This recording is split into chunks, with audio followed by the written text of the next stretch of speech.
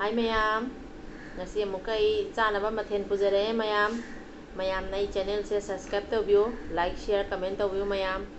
Asiga nga thongma leire mayam. Jengu nga thongma ni siga nga thongba leire. Adugaidi asiga squash boil leire. Ithoke squash boil siga leire. Adugaidi asiga morok metpa leire. Adugaidi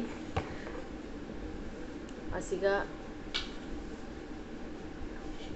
nga marin kha ngauba leire. Hoji chaba horage mayam. Nga thongma se hana sajarage.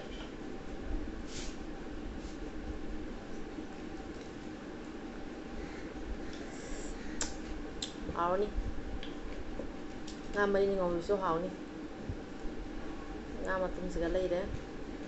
Hoji chaba hojarage mayam.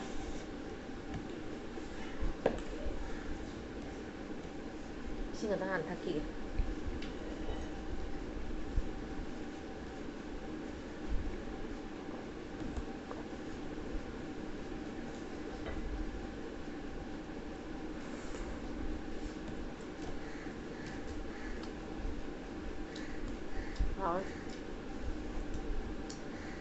Mayam aluga soyumga nga ga thongba.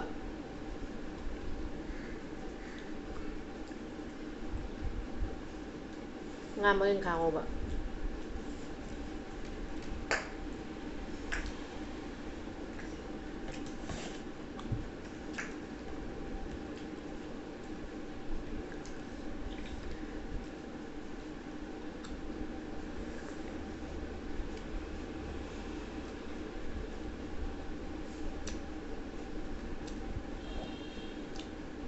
Squash boil da jam hawe.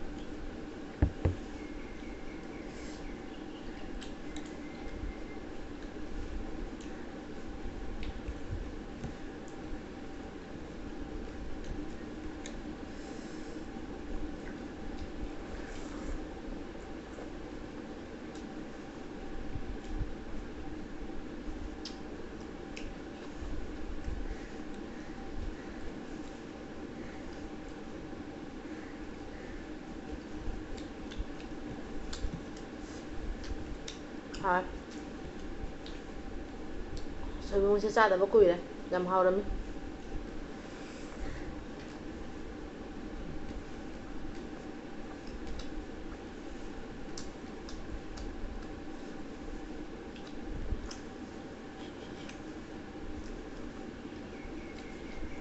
Sinjuni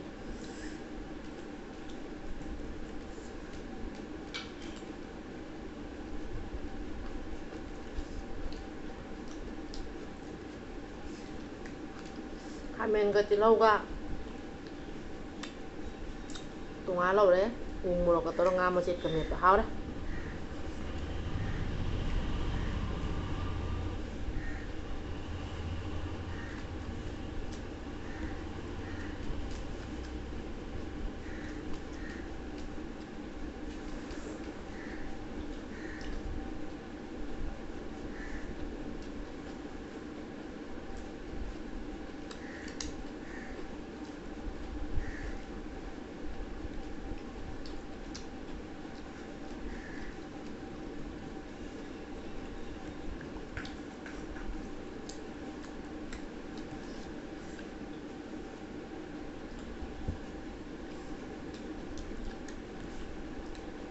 Soyum se Moirang bazar gi soyum ni.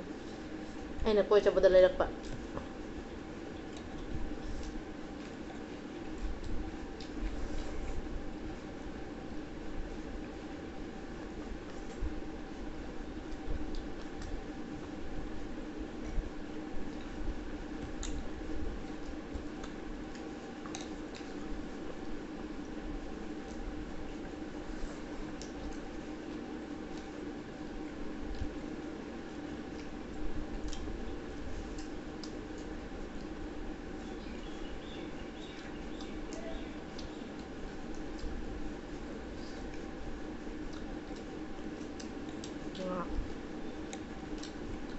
ngà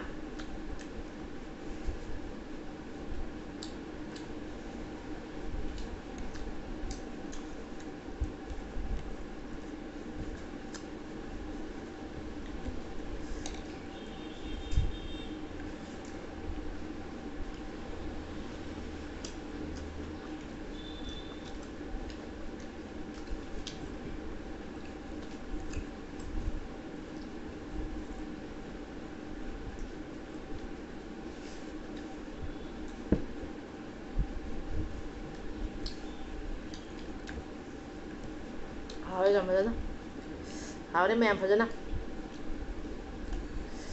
ꯁꯣꯏꯕꯨꯝ ꯑꯂꯨꯒ ꯉꯥꯒ ꯊꯣꯡꯕ ꯑꯃ ꯉꯥ ꯃꯔꯤꯟ ꯉꯧꯕ ꯑꯃ ꯗꯤꯁꯀ꯭ꯋꯥꯁ boil ꯑꯃ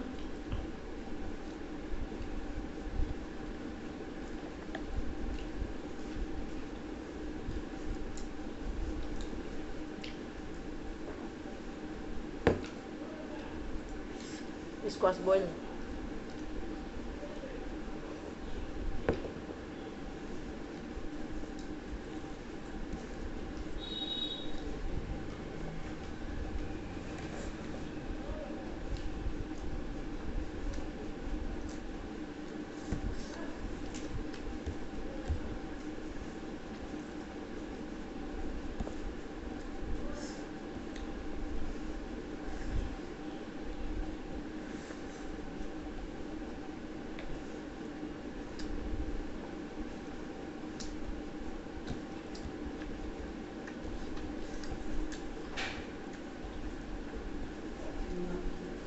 hào đây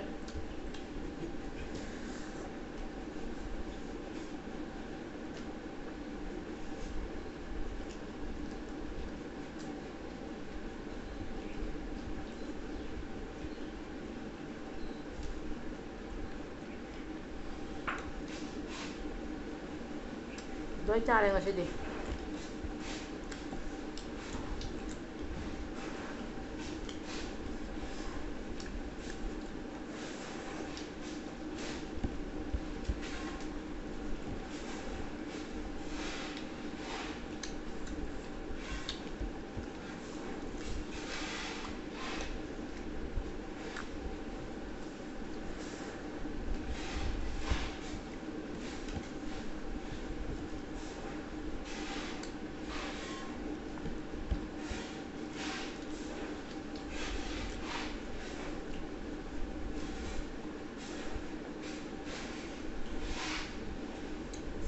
Sao lòi đây mày em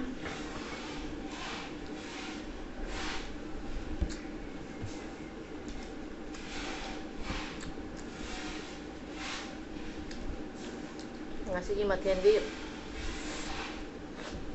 morok say soibum nga nga thong ba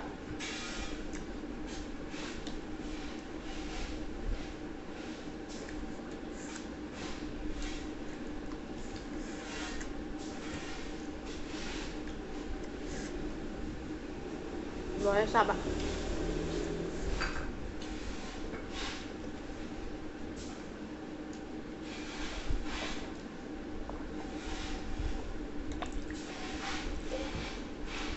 ay magse ising 1 liter chali